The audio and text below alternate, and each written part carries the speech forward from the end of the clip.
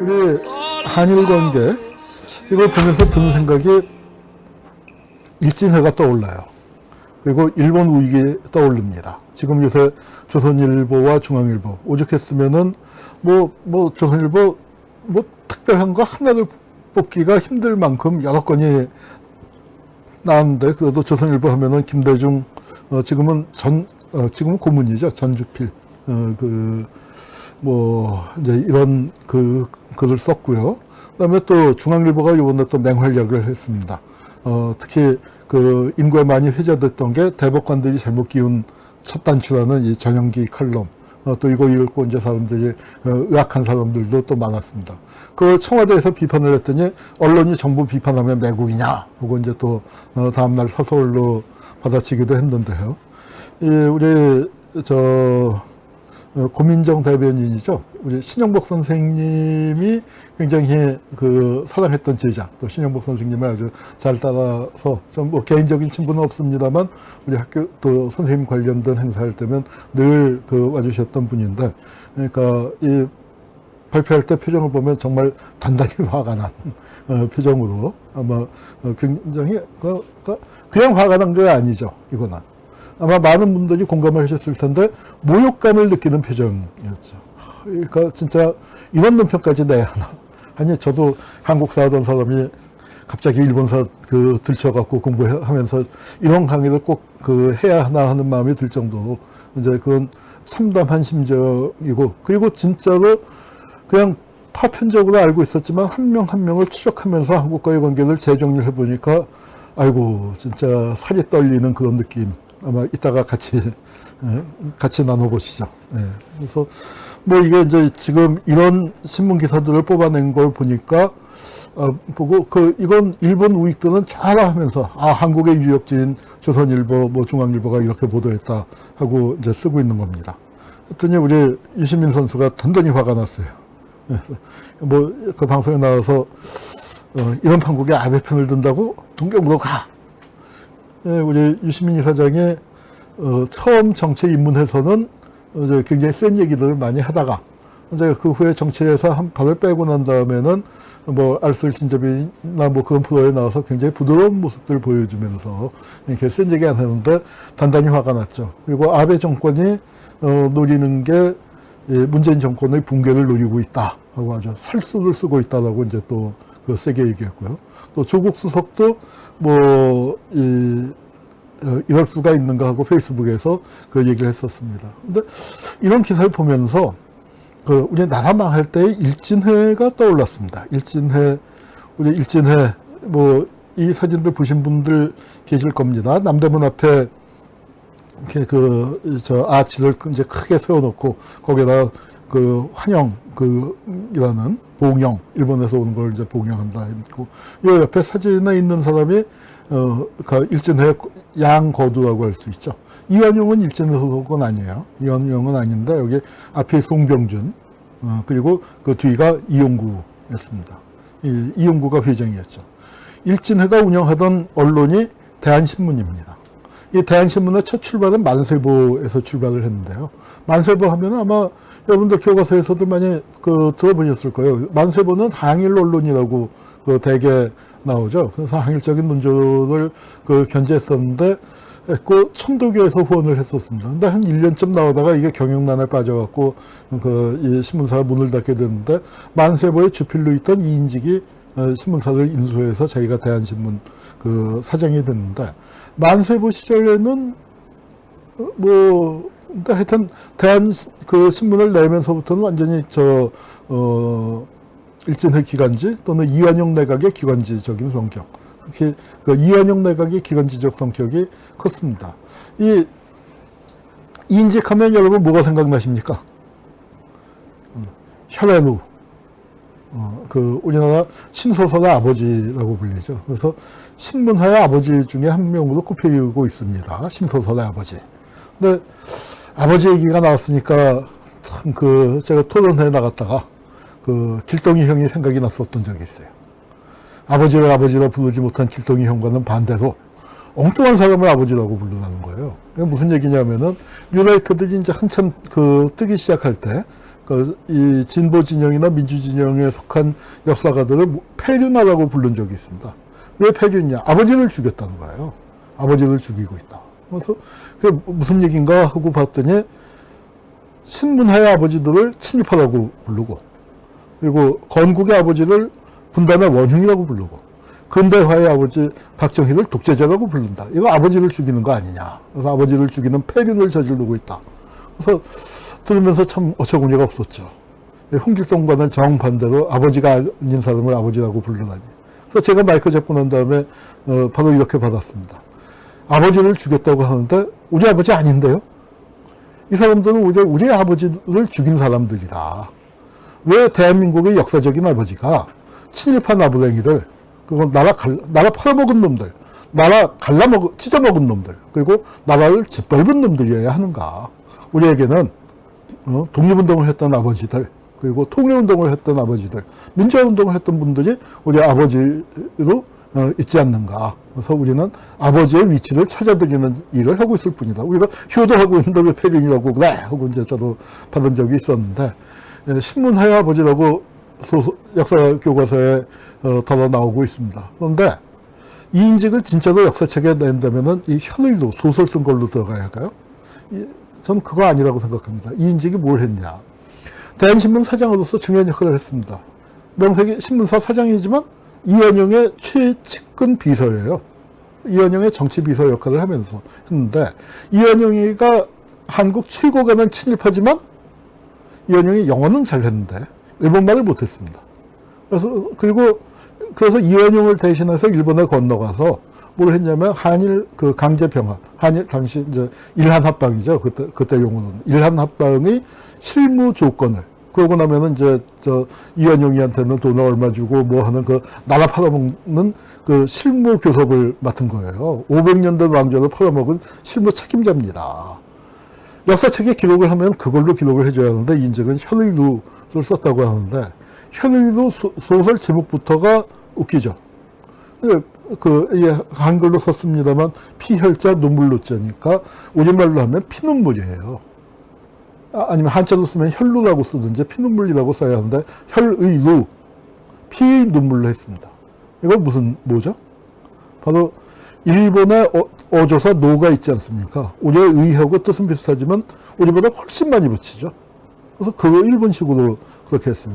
거기 일본군은 아주 좋은 사람으로 나와요. 우리 전쟁 고아들을 데려다가 입양시키고 키워줍니다. 의병은 무식한 폭력 집단이에요.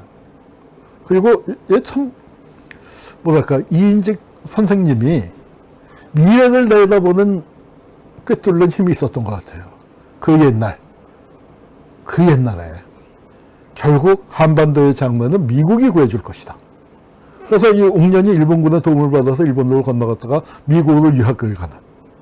그래서 이제 거기서 아주 신문부를 배우는 이제 그런 걸 그렸습니다. 그 이인직이 이 대한신문을 만들고 일진회에서 활동하고 뭐 일진회와 보조를 맞추고 그랬는데, 그때 일진회를 보면은 뭐랄까, 회원수가 100만 명쯤 됐었어요. 그러니까 이게 그냥 나라 팔아먹은 친일파 몇 명이 있었던 조직은 분명 아닙니다. 그럼 이 일진회 사람들, 그러니까 어떤 논리를 갖고 있었을까요? 그러니까 아마 이 사람들이 이제 그 한일 합방을 강제 병합을 추진을 했는데, 이 사람들 나름대로의 사명감을 갖고 있었다고 봐야 합니다. 뭐 제가 일진회를 꼭 옹호하겠습니까? 그러나 일진회를 제대로 이해해야죠. 당시에 신소설의 세상, 우리 5월의 세일과학을 쓴 최종훈 교수가 한국인의 탄생, 한국인의 발견이라는 2부작을 아주 문학 작품으로 한국인을 분석을 했는데, 그 중에서 이 신소설 부분이 정말 참 기가 막힙니다. 뭐냐면 대한제국가 망해라라는 책 제목도 있어요. 그것처럼 그 당시 사람들이 실제로 대한제국이 망하기를 바라는 사람들, 또 망해야 한다. 그런데 실제 들여보면요, 망해야 한다가 아니라 이미 망했어요. 대한제국이 이미 망한 상태나 마찬가지였는데, 그때 강력한 국가 권력이 나와서 사회 질서를 제대로 세워야 한다. 저 신소설에 비춰진 세상은 뭐 진짜 여성들, 뭐 길 가는 여성들 마구 강간하고 뭐 죽이고 돈 뺏고 이런 범죄가 일상화돼 있고 거기에 국가 권력은 뭐 아주 손을 놓고 있고 그런 상태에서 서민들이 불안해서 살 수가 없는 세상에 강력한 권력이 나와줘야 하는데 이 시황조는 이미 운이 다한 거예요. 19세기 말부터. 그러니까 우리 1860년대부터 개벽 새로운 세상이 열리는 걸 이렇게 얘기하지 않았었습니까? 이제 이런 그 상태에서 이 국가 권력의 게 차라리 이웃나라 일본을 초대해서 나라를 제대로 세워보자 하는 식의 입장을 가지는 사람들에게 옳고 그르고를 떠나서 나름 절실한 그 얘기를 움직임이 있었어요. 그래서 이제 그때 뭐 이따가 다시 살펴보겠습니다만 우찌다 료헤이라고 일본에서 아주 흉악한 이 대륙 낭인이죠. 우리 명성황후 시해 사건에서도 그 큰 역할을 했었는데, 그러니까 이 사람이 우리 얼마 전에 끝난 녹두꽃에 보면 일본 사람들이 와서 뭐 전봉준 도와주겠다고 하는 바로 그 패거리의 대장입니다. 당시엔 천우협이라고 불렀는데, 이제 와서 조선의 세력을 뻗치기 위해서 파트너가 돼줄 사람들, 앞제비 노릇을 해줄 사람을 찾는데, 일전하고 선언이 닿았는데, 일전을 만나고 깜짝 놀랐다는 거예요. 조선에서 일본을 도와줄 세력을 찾았는데, 이거 그러니까 우리의 영향력을 행사하고 뭐 이렇게 좀, 이렇게 저렇게 좀 해주셔야 하는데, 일전의 사람들이 아예 나라를 통째로 갖다 바치겠다고 하니까, 이게 꿈인가 생신가, 이럴 정도였어요. 그리고 이런 일진회를 의병들이 공격을 많이 했습니다. 실제로 의병들은 일본군과 싸웠다기보다는 일진회를 토벌을 하는 거, 그러니까 토착일구 토벌을 제대로 한 거죠. 이게 일진회인데요. 요 가운데 있는 게 일진회 회장 이용구고, 이용구의 마누라와 첩입니다. 이용구의 여러분이 보시기에 오른쪽에 앉아있는, 오른쪽으로 4명이 일본 사람들이에요. 우찌다 료헤이고, 다른 사람들, 인데, 일진회 기술 지도하러 온 겁니다. 일본 야쿠자들이 한국 야쿠자들에게, 이게, 삥은 이렇게 뜯는 거야. 칼은 이렇게 쓰는 거야. 기술 지도하러 온 셈이죠. 그래서 이게 복장들 보세요. 우리 의병이에요. 왼쪽에 우리 의병. 얼마 전에 의병 중에서 제일 유명한 사진이죠. 미스터 선샤인에 나와서 사람들 뭉클하게 했었는데, 이거는 그래도 군대 해산 이후에 좀 장비가 좋아진 다음이고요. 그 밑에 이제 보통 의병들인데, 여기 오른쪽이 일진회입니다. 뭐 장비가 비교가 안 되죠. 그 일진회가 이제 이렇게, 선언문도 쓰고, 그 다음에 또, 순종 황제인데 물러나시오도 일본말로 써서 이제 올리고, 그런 상황이었습니다. 그런데 이 일진회를 하던 사람들은 어디서 왔느냐? 안타깝게도 그 일진회를 하던 사람들의 절대 다수가 동학농민군 출신이에요. 천도교도예요. 실패하고 난 다음에. 녹두꽃에서 실패하고 난 다음에. 그리고 또 뭐 상당수가 또 독립협회 했던 사람들입니다. 일진회 부회장 했었던 그 사람들, 대기 일진회, 독립협회에서 보면은 간부로 이름이 나오던 사람들이에요. 한 10년 세월이 지난 다음에 이 사람들이 이렇게 바뀌었습니다. 그런데 이 사람, 그런데 또 보면은요, 일진회하다가 이렇게 바뀐 사람들도 있어요. 일진회의 3인자에 해당하는 전협이란 분인데, 일진회로 해서 뭐 군수도 지내고 하여튼 배설도 살고 뭐 돈도 많이 모으고 뭐 이제 이랬었던 양반인데, 이 양반은 진짜로 대한제국의 혼란을 어떻게든 극복하고 새로운 방편을 찾기 위해서, 그리고 일본은 우리가 36년 지배를 당했기 때문에 지금 생각하는 일본과 19세기 말 20세기 초반에 생각하는 일본은 아시아에서 우리가 따라가야 할 모델이었습니다. 그 모델로서의 일본을 생각하면서 그렇게 갔는데 나라 강제 병합을 당하고 나니까 이거 얘기가 다른 거예요. 우리가 바랬었던 일본의 힘을 빌어서 조선을 바로 세운다가 아니라 제국 일본의 한 부분으로만 들어가서 조선의 정체성도 없어지고 하니까 생각을, 이게 우리가 잘못했구나 하는 생각을 갖고 있다가 3.1운동에 땅 하고 띵하게 이제 때려준 겁니다. 그래서 3.1운동이 나고 난 다음에 일진회를 활동했던 사람들 여러분이 입장을 바꿔요. 그래서 총재로는 누굴 모셨냐면 김관진 선생. 남작 자기를 받은 대한협회 회장이죠. 대한협회. 김관진 선생을 총재로 모시고 이렇게 바꿔갖고 이제 이 변화를 추구합니다. 그래서 독립운동을 하게 돼서 징역도 살고 하고 바로 의친왕의 망명을 준비했었죠. 그래서 의친왕을 조선에서 벗어나서 압록강 철교 건너서 안동까지 갔다가 거기서 이 왕족이라는 게 말이죠. 얼굴이 자체 발광을 하나 봐요. 평민복장을 하고 갔지만 얼굴에서 빛이 나는 사람이 기차가 하나 타고 앉아 있으니까 일본 형사가 검문을 해서 잡혀 들어왔습니다. 그래서 의친왕 망명이 좌절됐지만 이런 일을 한 걸 보면은 일진회에도 진짜로 그 사람들이 애국의 마음에서 그리고 이게 그 문명개혁에 대한 절절한 마음에서 협력을 했는데 아니구나 하고 민족을 재발견하면서 들어온 사람들이 있습니다. 이 사람들은 나름 그러니까 신념이 있었다고 한다면 지금 조선일보, 중앙일보는 뭐 때문에 그런지 모르겠어요. 망해버리는 기득권, 알량한 그 기득권을 붙들고서 그러니까 정말 폐악질을 치는 거죠. 폐악질을. 그 언론의 유착관계 뭐 들자면은 정말 밑도 끝도 없는데 세지마 유조가 어떤 사람인지는 이따가 설명하겠습니다. 박정희가 제일 존경했던 인물. 사실은 박정희뿐만 아니라 박정희 죽은 다음에 전두환, 노태우로 이어지는 그 세 명의 특급 가정교사, 과외 선생님으로 주요 정책의 방향을 결정 지어준 사람입니다. 박정희에게는 종합상사에서 수출 드라이브 거는 거, 전두환한테는 서울올림픽, 노태우한테는 3당 통합, 그러니까 보수대연합, 3당 합당을 권유했었던 그 세지마인데, 세지마가 아직 죽기 전에 회고록을 냈을 때 얘기예요.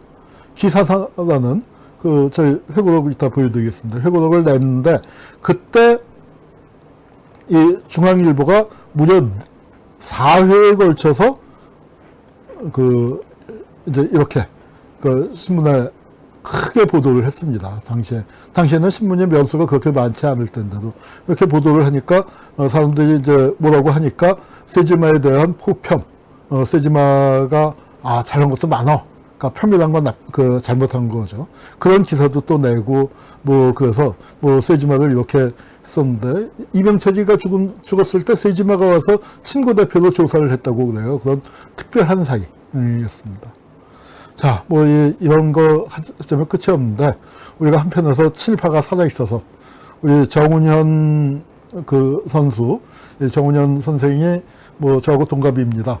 동갑인데, 지금 같은 때 맹활약을 해야 하는데, 지금 정부에 들어가 있어요.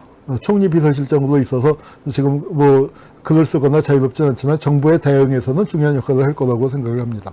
친일파가 살아있는 거, 어떻게 살아서 어떤 일을 하는지 우리가 앞으로 오늘까지 5주간에 걸쳐서 집중적으로 볼 거고요. 거기에 대해서 이 뉴라이트 패거지 쪽에서는 반일 종족주의라는 책이 또 나왔습니다. 말도 희한하죠. 종족주의. 그래서 우리가 갖고 있는 그 정당한 반일 정서를 이렇게 폄하하는 책이 나왔습니다. 이런 싸움이 진행되고 있습니다.